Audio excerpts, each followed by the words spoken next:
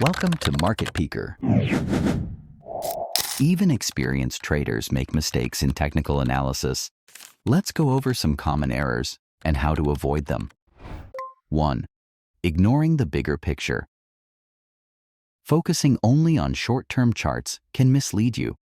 Always check higher time frames to confirm trends before entering a trade. 2. Overloading charts with indicators.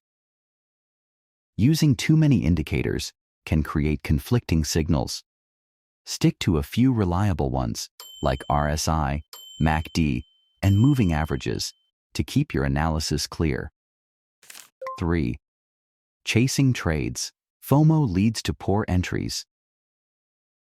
Instead of jumping in late, wait for proper setups with clear risk-reward ratios. 4. Neglecting risk management. No strategy is perfect. Always use stop-loss orders and never risk more than a small percentage of your account on a single trade.